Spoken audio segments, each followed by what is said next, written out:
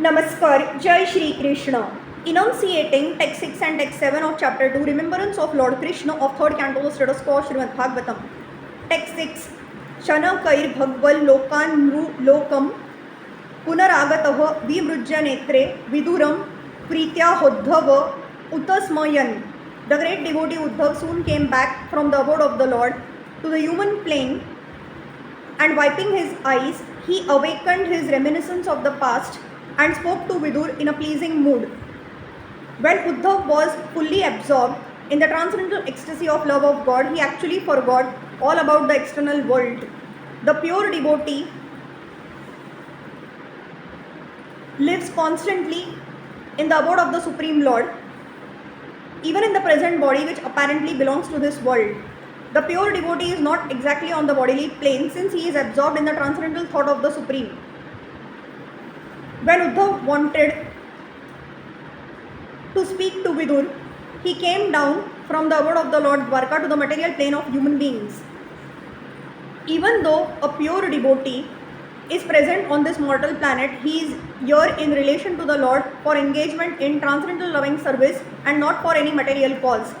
A living entity can live either in the material plane or in the transcendental abode of the Lord in accordance with his existential condition.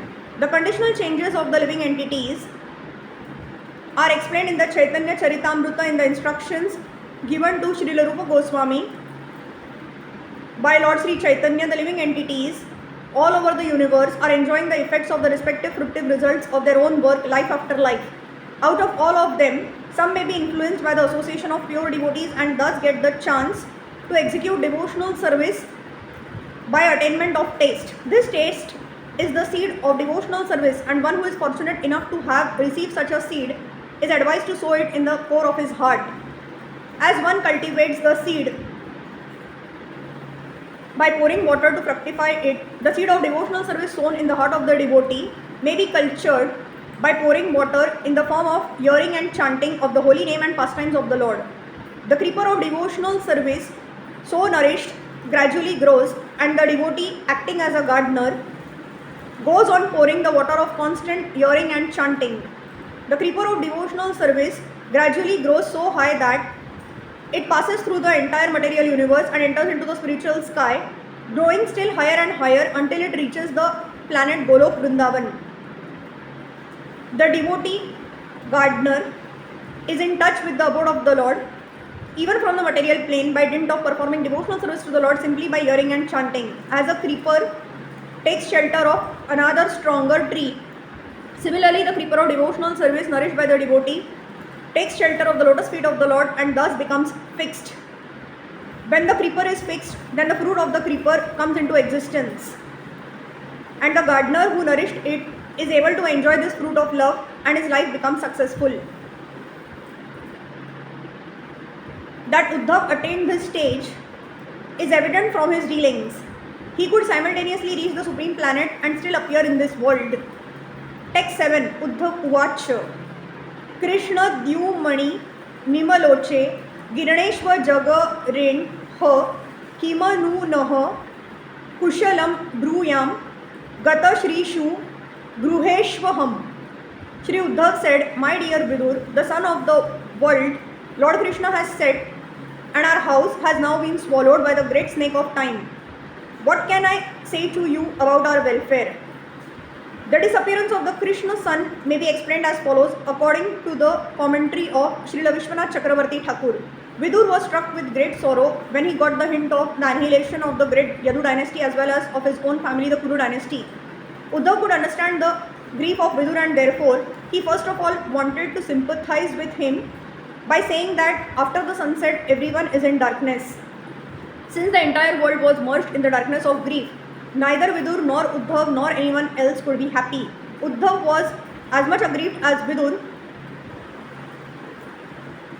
and there was nothing further to be said about their welfare. The comparison of Krishna to the sun is very appropriate. As soon as the sun sets, darkness automatically appears. But the darkness experienced by the common man does not affect the sun itself, either at the time of sunrise or of sunset. Lord Krishna's appearance and disappearance are exactly like that of the sun. He appears and disappears in innumerable universes, and as long as he is present in a particular universe, there is all transcendental light in that universe, but the universe from which he passes away is put into darkness. His pastimes, however, are everlasting.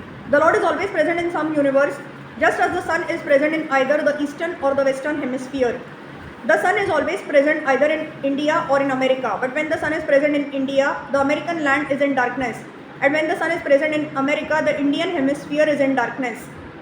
As the sun appears in the morning and gradually rises to the meridian and then again sets in one hemisphere while simultaneously rising in the other, so Lord Krishna's disappearance in one universe and the beginning of his different pastimes in another take place simultaneously. As soon as one pastime is finished here, it is manifested in another universe, and thus his Nitya Lila or eternal pastimes are going on without ending.